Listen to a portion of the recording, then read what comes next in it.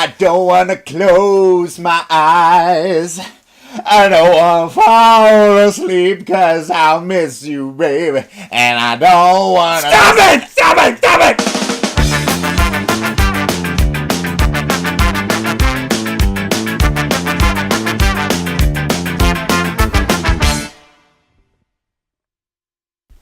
If you haven't guessed from Tony's singing, we are talking about the meteor today.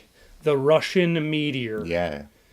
I'm sure or the meteor, as we say in our parlance in this region of Pennsylvania. The meteor. Is that parlance?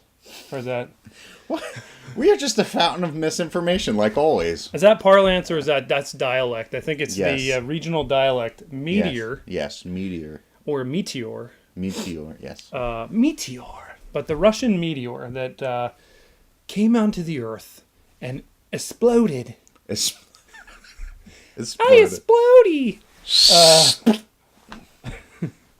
Exploded over whatever. Where was that? Ural or something like that? I don't know. You got the article. I don't know. I got me. the article right here. But I'm going to hand it over to Tony to read some of the details. Oh, what unbeknownst to him. I always read the details. It's okay. All right, read the details. Okay. This is actually... it was back in February 15th. That's yes, one thing February I can say. 15th. I'm going to sneeze. But that's all right. Go ahead. I won't sneeze. Okay.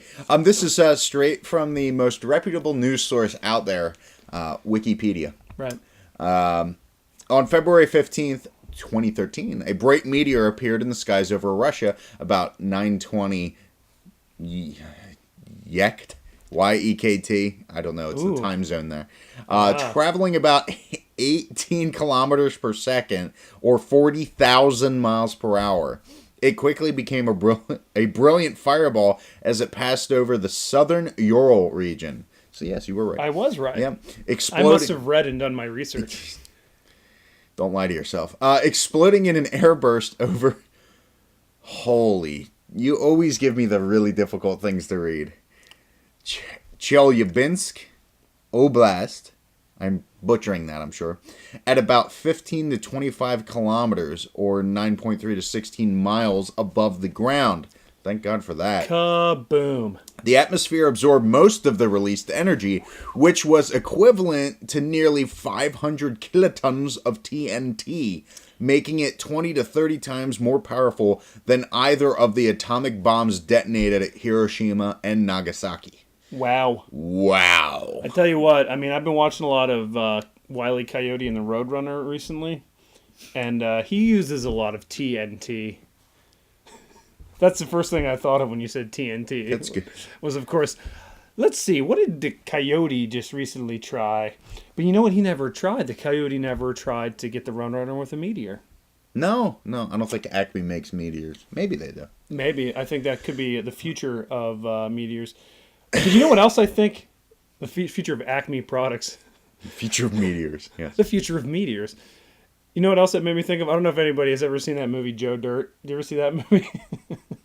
As soon as I thought about a meteor, I'm like, oh, right, a meteor, right? Like you have to see the movie Joe Dirt. I don't want to blow it for you, but...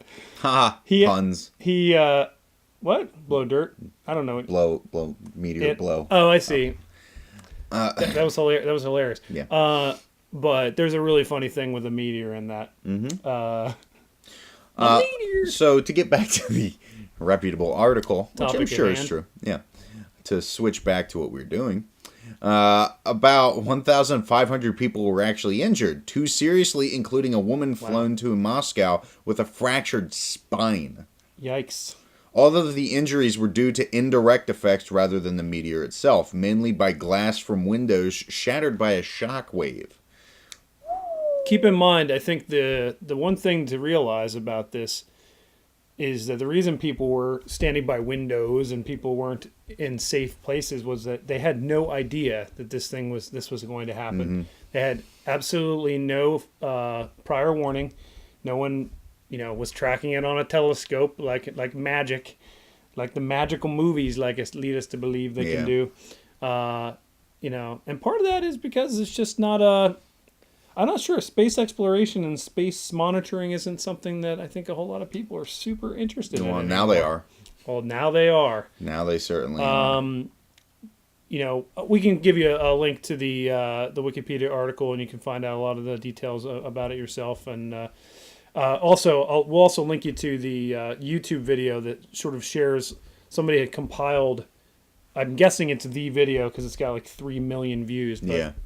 It's like a compilation of all the different cameras that were all over like people who just happened to be recording video. That's what's crazy about it. Like.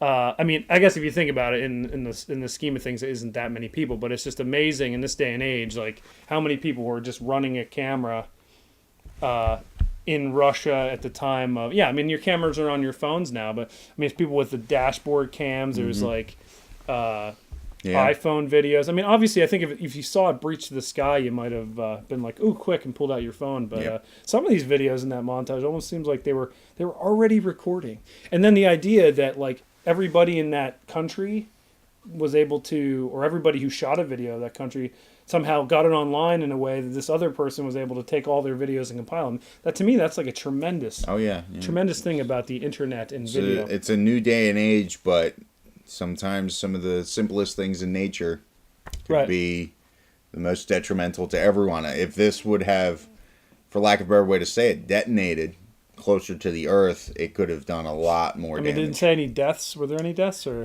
it doesn't say that there was any deaths. I mean, thank God for that. But I mean, at the same time, like those injuries could have been deaths. And I think I read in one article later on, there are still some people in critical condition. Oh yeah. So regarding this is back from like, earlier this month. And yet people are still, so this is serious business, this Meteor stuff. There was I watched an ABC video, an ABC article on it, and they were talking how like, you're not going to be landing on a meteor and drilling like they did in the movie Armageddon, which is, the closest thing we're going to get to Armageddon, that movie Armageddon, is Tony singing. I think that's about the only thing that can be recreated from that movie in actual life. So if we're all about to die from an asteroid, everyone's going to be singing Aerosmith. Right, and that's what I would suggest people, like if there is notification about an asteroid coming to Earth, what I suggest everyone do is real quick, get out their camera phone, and instead of recording the meteor coming to Earth, record each one of yourself singing your own rendition of a Don't Want to Miss a Thing by Aerosmith. Yeah, and then when the military blasted out of the sky with some, sort of ray or rail gun, and it just dissipates. That's right, the rail gun. They're talking about the rail gun. When something like that happens, we can do a beautiful montage of that entire song on YouTube. Right, like everybody has to do the whole song, and then we can cut together a montage of like a 1-second clips of every single person who made it. Although I don't think that's probably, if millions of people do that, I think that video might not work out that well. But that's an interesting project. We should try. Every word is a different person. There you go. That's like a social media experiment. Yeah, we just came up with a social media experiment. We all almost died, and therefore we're going to do a social media experiment. By making YouTube videos of a outdated... references that not too many people would actually think of. Will young people today even know what I'm talking about? Probably. I mean, Armageddon came out on VHS. I mean, it might be on Blu-ray now. I don't know. Probably. So. But it really begs the question, Tony, what can you do as an individual to prevent or to help monitor for media strikes? Media strikes. Whoa, is that a slip? It's a faux pas. Is that a fox paw? Did I just fox paw that? Fox paw. So, what can we do as individuals? I don't know. Let's think of some things. If you can think of anything that you can do from home that I personally would think would be hilarious to do. I don't know. I can't think of anything in detail right now. But that's good. If you have any comments about that, comment down below or on the Facebook page. We could all just point mirrors towards it and hopefully burn it up with sunlight. Right, the death ray. Archimedes' death ray, which I couldn't remember what it was called. I only remember because I saw the few episodes of Mythbusters, and then it was the President Obama's episode of Mythbusters where he asked them to yet again revisit the Archimedes' death ray. Archimedes. Of course, I'm thinking of when I think of Archimedes, I'm actually thinking of the Bird Archimedes from Sword in the Stone, the Disney movie. But every time we have a conversation, it's this weird linear path between things that really don't connect. So speaking of that, yeah, and a master of transitions once again. Well, that's something we have to bring up for this audience on this show is my superpower being a tangent. So we might have to revisit the Mr. Tangent superhero concept. Yeah. But on that tangent, on that note, I did want to bring up one other thing. Now, for more on the Meteor, comment as much as you want about the Meteor on our Google Plus, if you have used Google Plus or Facebook or YouTube. Do all that stuff about that. But I'm going to change the subject because we don't have a lot of time, so I'm going to change the subject. Tomorrow, there's some exciting news for me. My wife and I are going to the doctor to find out what kind of baby we're having. Whether it's alien, human, right. Smurf. Right, that would be, yes, those things would be a surprise, definitely, but I think it's more to find out what sex the baby is. Gender, yes. Is that right? Is it gender or sex that we're looking at? Because he isn't gender. I don't really want to be looking at No, that brings up a greater topic. Gender identity versus an actual sex of something. I think there's been some interesting debate about that. Let's talk about... I don't think that even that song is referring to the right type the microphone. Of sex that I'm referring to. Yeah, it's not. But anyway, this brings up the question, and we've been discussing... My wife and I have been discussing baby names. Now, we don't know if we're having a boy or a girl. We're going to find that out tomorrow. And I just want to bring it out to you. Suggest baby names for us on the Facebook or on the comments below. I don't care what they are. They can be as crazy as out there as you want. And, I might actually consider them, considering that what I want to name the child, one of the names that I was almost sold on was, first it was, see, my daughter's name is Audrey, and I named her kind of after a character from a Twin Peaks. Mm-hmm. From Twin Peaks, not from a Twin Peaks. And I was thinking of if I had a boy, naming him Dale Cooper. And Dale being his first name, Cooper being his middle name, and Miller being his last name, obviously. But then I thought, it'd be even better if I named him Special Agent Dale Cooper. So actually have his name Special Agent. First Agent. name being Special Agent. There you and go. Having two middle names. Hyphenated middle name. Dale Cooper. That's good. My daughter did make some suggestions. She likes, for a boy, she liked Charlie. Mm-hmm. She also thought maybe Lucy.